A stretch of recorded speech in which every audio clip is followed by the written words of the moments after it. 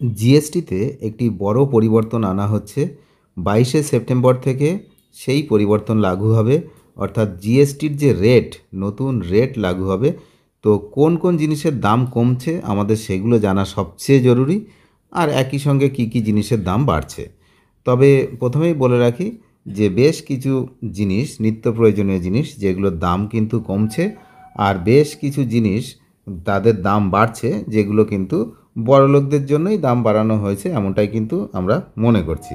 তবে ভারত সরকার জিএসটি ব্যবস্থায় একটি বড় ধরনের সংস্কার আনছে, যার ফলে সাধারণ মানুষের জীবন ব্যাপক প্রভাব পড়বে, এটা নিয়ে কোনো সন্দেহ নেই। কারণ 22শে সেপ্টেম্বর থেকে কার্যকর হওয়া এই নতুন নিয়মে পুরনো 4টি স্তরকে সরিয়ে 2টি নতুন স্তর চালু করা হয়েছে। এই ভিডিওতে কিন্তু আমরা সরাসরি দেখব যে কোনগুলোর দাম বাড়ছে আর কোনগুলোর দাম কমছে। প্রথমেই আমরা দেখে নিচ্ছি কোন কোন জিনিসের দাম কমছে। এই আপনারা দেখতে পাচ্ছেন। অ্যাট ফার্স্ট হচ্ছে গৃহস্থালির প্রয়োজনীয় জিনিস, সাবান, শ্যাম্পু, টুথপেস্ট এবং চুলের তেলের মতো দৈনন্দিন ব্যবহারের জিনিসগুলি এখন 12% থেকে কমে 5% জিএসটি স্তরে চলে এসেছে, যা অনেকটাই সাশ্রয়ী বলে মনে করা হচ্ছে। এরপরে রয়েছে ইলেকট্রনিক্স পণ্য, এয়ার কন্ডিশনার, এসি, টেলিভিশনের মতো পণ্য, যা আগে 28% করের আওতায় ছিল, এখন সেগুলির ওপর 18% জিএসটি লাগবে, অর্থাৎ 28 থেকে 18। এর ফলে জিনিসগুলি কেনার খরচ অনেকটাই কমবে। সবথেকে গুরুত্বপূর্ণ বিষয় হচ্ছে এই স্বাস্থ্য ও বিমা। এই বিষয়টা কিন্তু খুবই গুরুত্বপূর্ণ। জীবন এবং স্বাস্থ্য বিমার প্রিমিয়ামকে সম্পূর্ণভাবে জিএসটির আওতার বাইরে রাখা হয়েছে। এটাই হচ্ছে সবচেয়ে গুরুত্বপূর্ণ বিষয়। মানে লাভবান হচ্ছে এই জায়গাটাই সবচেয়ে বেশি, যে যেগুলো হচ্ছে হেলথ ইন্স্যুরেন্স এবং লাইফ ইন্স্যুরেন্স, এইগুলোকে কিন্তু জিএসটি থেকে বাদ দেওয়া হয়েছে, অর্থাৎ এখানে কোনো ট্যাক্স নেবে না সরকার। পাশাপাশি চিকিৎসা সরঞ্জামগুলি রয়েছে, তাদের উপরে জিএসটি 18% থেকে কমিয়ে 5% করা হয়েছে। হোটেল এবং পরিষেবা, যেসব হোটেলের ভাড়া প্রতিদিন 7,500 কম, সেগুলির ওপর জিএসটি 12% থেকে কমে 5% হবে।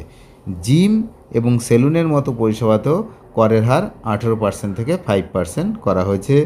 যানবাহন, যাদের ছোট গাড়ি 1200 সিসি পেট্রোল বা 1500 সিসি ডিজেলের কম এবং 350 সিসির কম মোটর সাইকেলের ওপর জিএসটি 18% থেকে কমিয়ে 28 থেকে কমিয়ে 18 করা হয়েছে।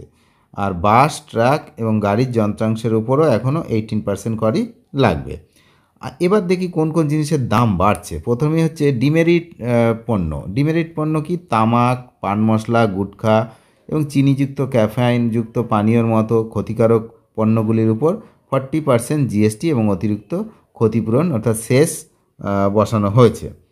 আর বিলাসবহুল গাড়ি যেগুলো রয়েছে, 1500 সিসির বেশি ইঞ্জিনযুক্ত বড় গাড়ি এবং 4 মিটারের চেয়ে লম্বা এসইউভি এখন 40% জিএসটির আওতায় কিন্তু আসবে।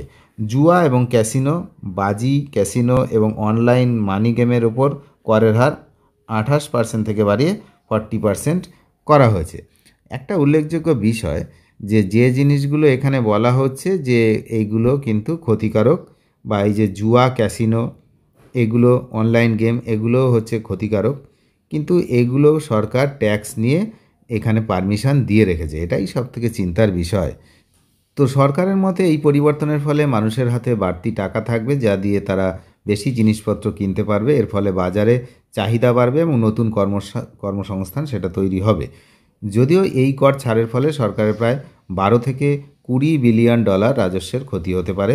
তবে সরকার আশা করছে যে কর ব্যবস্থা সহজ হওয়ায়, এই কর ব্যবস্থা যে সহজ, তাতে আরও বেশি মানুষ কর দেবেন এবং অর্থনীতি গতি এলে এই ক্ষতিপূরণ হয়ে যাবে। আর ব্যবসার উপরে প্রভাব রয়েছে। ব্যবসায়ীদের 22শে সেপ্টেম্বরের মধ্যে তাদের সিস্টেম এবং পণ্যের দাম নতুন জিএসটির হার অনুযায়ী আপডেট করতে হবে।